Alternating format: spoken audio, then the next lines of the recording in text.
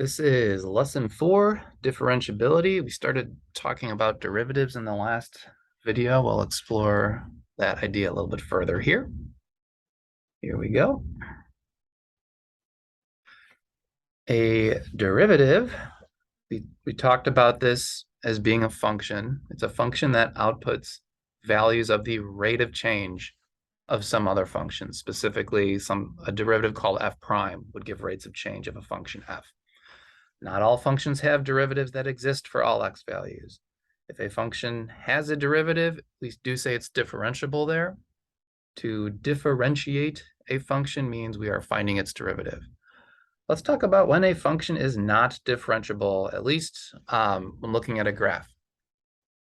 Derivative is defined as a limit of a slope formula. We saw that in the last video as well. So as you approach an x value from either side, we'd need to confirm that the slopes are approaching the same finite slope. Okay, so let's look at where that breaks down. Anytime you see a corner in a graph, an abrupt change of direction, you're not differentiable at that corner.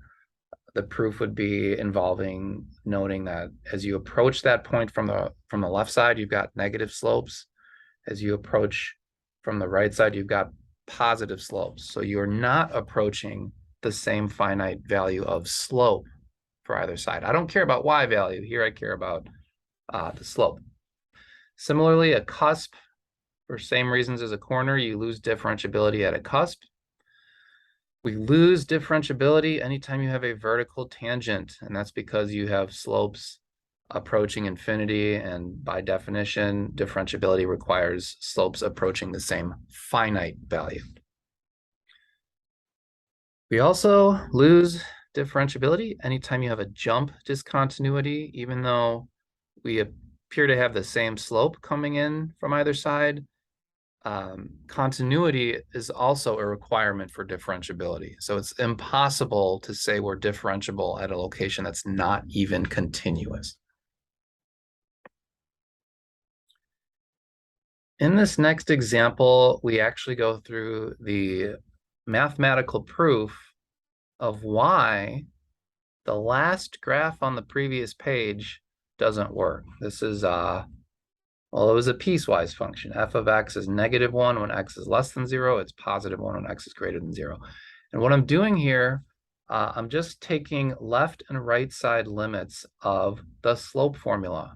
As you approach 0 from the left, plug in. As you approach 0 from the right, start plugging in.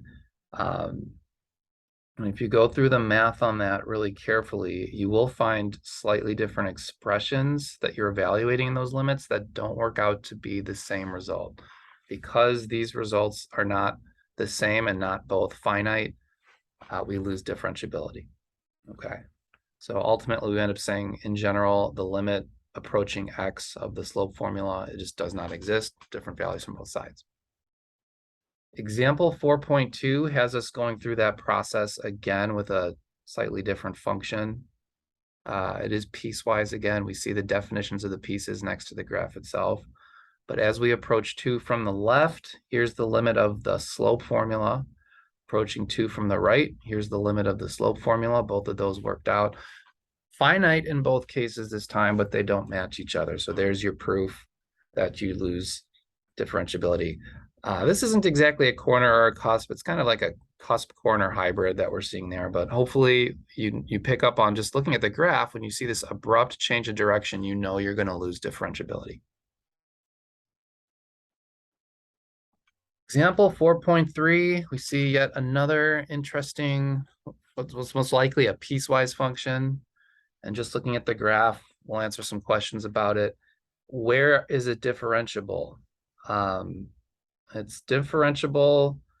-4, I didn't really include that. You could if you consider left or right side differentiability, but starting to the right of -4, I'm differentiable up until I hit this little cusp corner situation. Notice my use of open braces here. I can't use the square brackets. I don't want to include -2 because we don't have differentiability there. I am differentiable beyond -2. Slopes are changing, but they all exist up until I hit x equals 2. So I'm not including that. and I jump up, I lose differentiability again at this discontinuity at x equals 3.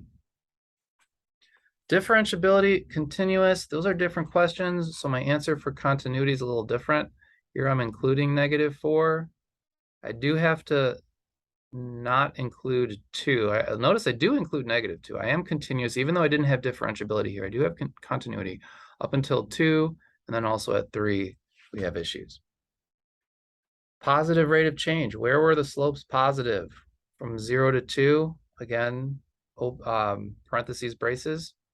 Negative rate of change from -4 to -2. I cannot include -2. I don't have a slope at all there. We lost differentiability there, so I have to separate this into 2 different intervals. So yeah, -2 to 0. Then again, from 2 to 3, not included, we have a negative slope. 3 to 4, we have a negative slope. 0 rate of change, presumably at x equals 0 right here, the slope goes completely flat for a moment. Rate of change does not exist. There were 1, 2, 3 locations that we recognized there. Theorem.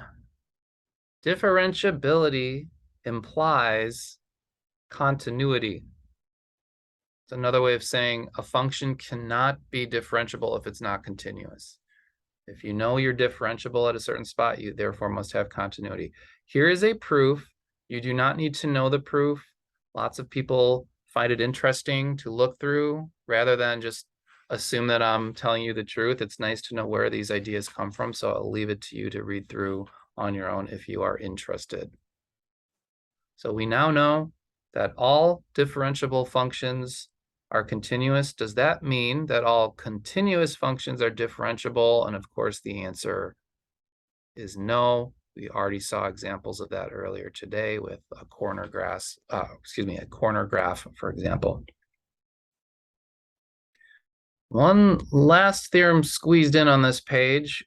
In another video, I talked about an intermediate value theorem. There is also such thing as intermediate value theorem for derivatives.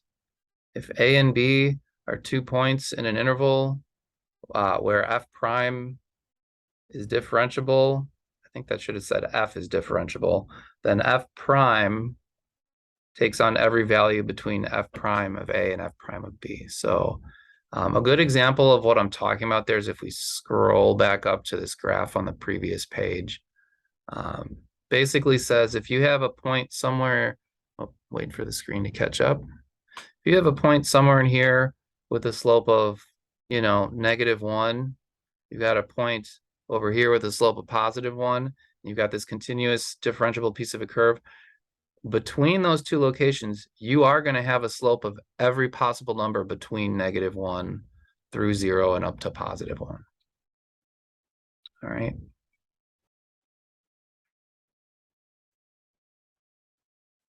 Moving down now to the very last page. It looks like my video might be lagging a little bit, but it'll get there.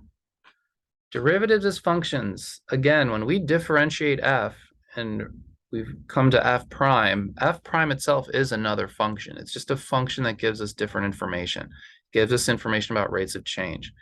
Being a function, however, means f prime is something that could be graphed and analyzed. So this example, I don't know if you had a chance to try it on your own or not, but it shows you in red graphs of various functions, and then in green, I went in green, but your task was to try and graph the function for the derivative. Okay, this first one, fairly simple.